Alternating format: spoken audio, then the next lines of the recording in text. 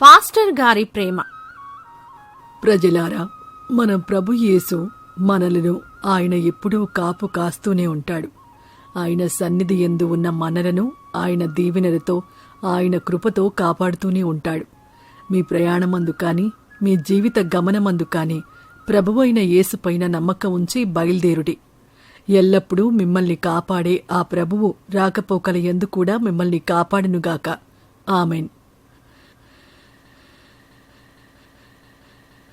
ఇంతటితో ఈ సువార్త ముగిసినది.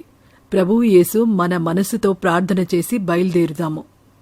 ఇంకొక చోట కూడా సువార్త చెప్పడానికి వెళ్లవలయును అని చెప్పి ప్రజలందరితో ప్రార్థన చేయించి పాస్టర్ గారు వేరే పట్టణంలో సువార్త చెప్పడానికి బయలుదేరుతారు.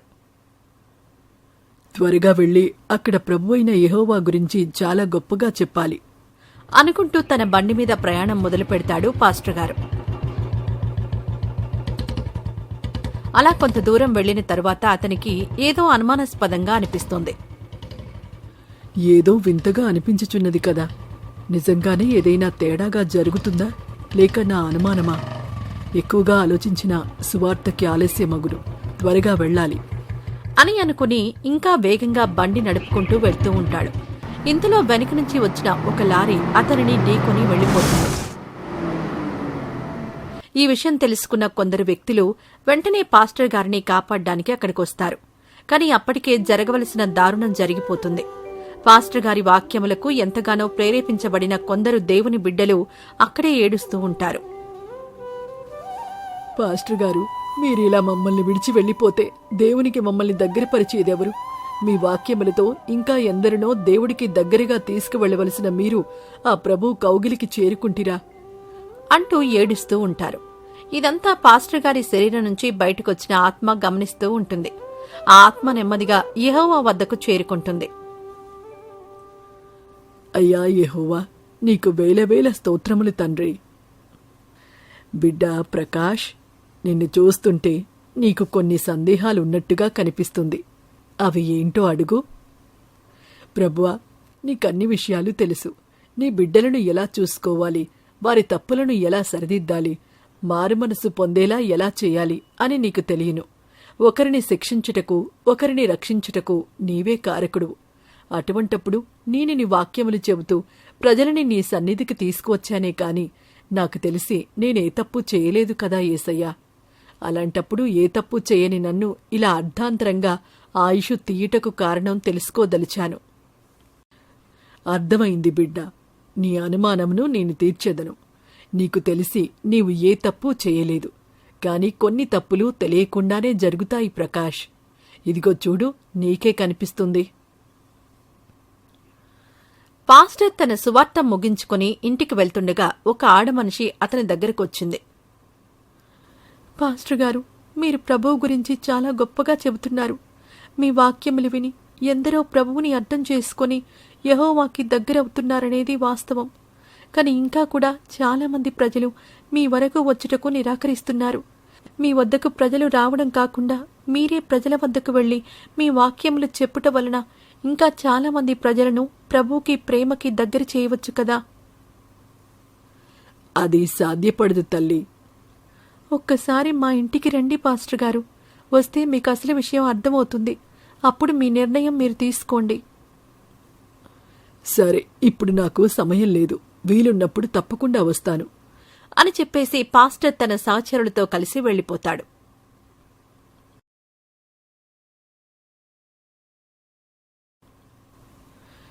దీనిలో ఏ వింత ఉంది ప్రభు?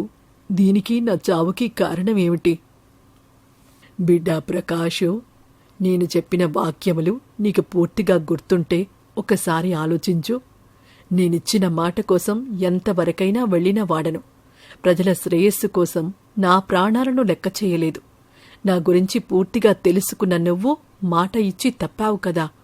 ఆ ఆడమనిషి అంతమందిలో నిన్ను అడగలేకపోయింది, కాని నిన్ను తన ఇంటికి ఆహ్వానించటానికి వేరొక కారణం కూడా ఉంది. అదేంటంటే తన భర్తకి ఒంట్లో బాగోలేదు. నన్ను అనుసరించడం వల్లనే వాళ్లకి ఆ పరిస్థితి వచ్చిందని చుట్టూ ఉండేవాళ్లు అంటున్నారు. అది తనకి నచ్చక నీతో వాళ్లకు చెప్పించాలని నిన్ను ఆహ్వానించింది. కాని నువ్వు వస్తానని చెప్పి వెళ్లలేదు. దాంతో ప్రజల మాటలు పడలేక మనస్తాపంతో భార్యాభర్తలు చనిపోయారు. నా కోసం చావుని కూడా లెక్క చేయని వారిరువురు ఇదిగో ఇక్కడే ఉన్నారు అని వాళ్ళిద్దరినీ దగ్గరకు రమ్మని పిలుస్తాడు యేసు. నా కోసం ప్రాణాలని కూడా లెక్క చేయని వీరు ఇక్కడే ఉన్నారు కదా. అన్నీ తెలిసి నీకు నీవు అడిగిన ప్రశ్నకు సమాధానం వచ్చిందని నేను భావిస్తున్నాను. ఇంకా నీకేమైనా సందేహాలున్నాయా? లేదు ప్రభు, నాకు నా సందేహం తీరిపోయింది. ఎవరిని ఎప్పుడు ఎలా చూడాలి అనేది నీ చేతుల్లో ఉంది. నువ్వు చూపిన మార్గం గొప్పగా నడుచుటకే కాని గొప్పలు చూపుతూ బ్రతుకుటకు కాదు. వ్యాధితో చనిపోయిన వీరిరువురు నీమీదే భారం చేసి ఉన్నారు తప్ప బ్రతకడానికి మార్గం వెతుక్కోలేదు. నేను అతివేగంతో ఇంకొకరి దగ్గరికి వెళ్లాలన్న ఆరాటంతో బండి నడిపానే కాని జాగ్రత్తలు పాటించలేదు. ఈ వాక్యములలో నాకర్థమైంది అదే. మమ్మల్ని మేము జాగ్రత్త పరుచుకోలేదు. నా జాగ్రత్తలో నేను లేక నిన్ను నిందించుచున్నాను. ఇది ఖచ్చితంగా నా పొరపాటే తండ్రి. నీ అనుమానం పోయినందుకు నేనెంతో సంతోషించుచుంటిని ప్రకాష్. తండ్రి, నాదొక విన్నపం. నేను నా తప్పు తెలుసుకుంటుని. తప్పు తెలుసుకొనిన తరువాత నీ మార్గమున నడుచుటకు నాకు అవకాశం ఉండవలను కదా. నాకొక అవకాశం కావాలను తండ్రి. నీ గొప్పతనాన్ని వాక్యముగా తెలియజేయకుండా నేను ఎక్కడ ఉన్నా ప్రశాంతంగా ఉండలేను. నాకొక అవకాశం ఇప్పించుడి తండ్రి. సరే బిడ్డా, నా ప్రజల కోరిక నేనెప్పటికీ కాదనలేను. వెళ్ళి నీవనుకున్నది చేయుము అని యేసు ప్రభు పాస్టర్ తలపై చేయి పెడతాడు. చూడండి, నేను ఈ పాస్టర్ గారి వాక్యములు విని తృప్తి పొందినవాడినే. నాకు ఈయన బ్రతకాలని కోరిక ఉంది, కానీ అది సాధ్యపడ్డం లేదు. నా శక్తి ఉన్నంతవరకు నేను ప్రయత్నించాను, కానీ లాభం లేదు అని డాక్టర్ చెప్తూ ఉండగా ఒక్కసారిగా పాస్టర్ గారు కళ్ళు తెరుస్తారు. అయ్యా ఏసయ్యా, ఇది ఖచ్చితంగా నీ అద్భుతమే. నీ బిడ్డని నీవే బ్రతికించుకున్నావా తండ్రి? ప్రజలారా, ప్రభువు నాకిచ్చిన అవకాశమిది.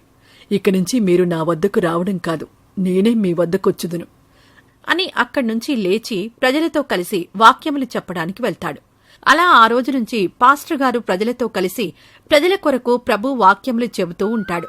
అలా ప్రభువుని పూర్తిగా తెలుసుకున్న పాస్టర్ గారు ప్రజలకి యెహోవా గురించి ఇంకా గొప్పగా చెప్పగలుగుతున్నాడు. యెహోవా మార్గమును అనుసరించుడి. మనం కూడా ఆయనను పూర్తిగా అర్థం చేసుకుని సన్మార్గమున నడవవలెను. ఆమెన్.